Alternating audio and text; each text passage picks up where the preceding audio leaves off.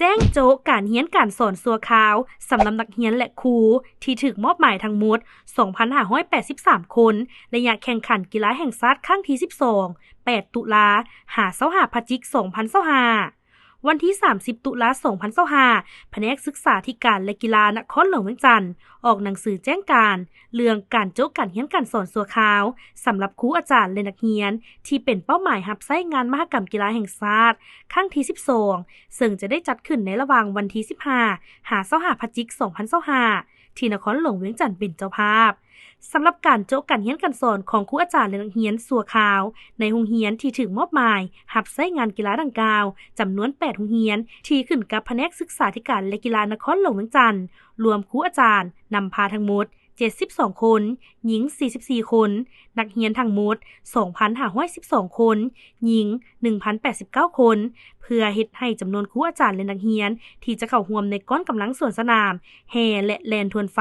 นางสาวถือป้ายก้อนการแสดงศิลปะต่างๆที่ได้ฝึกซ้อมและเข้าร่วมแสดงในมื้อเปิดปิดงานมหกรรมกีฬาแห่งชาติครั้งที่ 12 ให้ได้รับผลสำเร็จตามระดับคาดหมายซึ่งได้เริ่มกักเกี่ยมก้อนกำลังต่างๆมาแต่วันที่ 8 ตุลาคม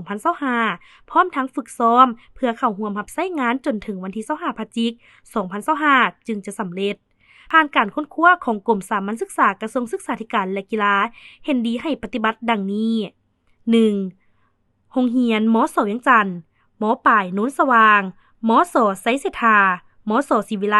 ม.ส.มิตรภาพลาวเวียดนามที่มีครูอาจารย์และนักเรียนที่ได้เข้าร่วมการฝึกซ้อมและรับใช้งานมหกรรมกีฬาแห่งชาติครั้งที่ 12 แม้นอนุญาตให้โจ๊กการเรียนการสอนสัวขาวเฉพาะแต่ครูอาจารย์และนักเรียนที่เป็นเป้าหมายเข้าร่วมงานมหกรรมกีฬาดังกล่าวนับแต่มื้อฝึกซ้อมจนฮอดพิธีปิดงานมหกรรมกีฬา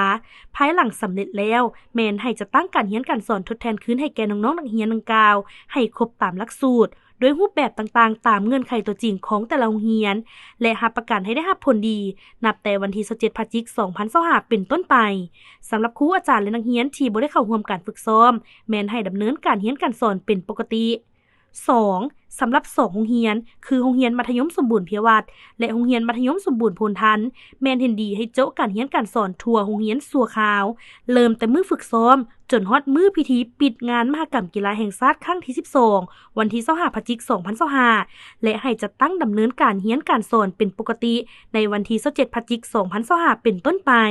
พร้อมทั้งจัดตั้งการเรียนการสอนทดแทนคืนให้น้องๆนักเรียนให้ครบตามหลักสูตรด้วยรูปแบบต่างๆตามเงื่อนไขตัวจริงของโรงเรียนและรับประกันให้ได้รับผลดี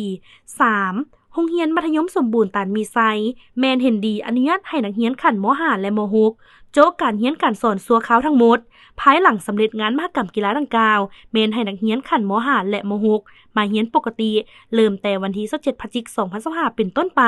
พร้อมทั้งดำเนินการเรียนการสอนทดแทนให้พวกผู้เกี่ยวให้ครบตามหลักสูตรโดยรูปแบบต่างๆตามเงื่อนไขตัวจริงของโรงเรียนและสำหรับนักเรียนขั้นอื่นๆแม้นดำเนินการเรียนการสอนเป็นปกติ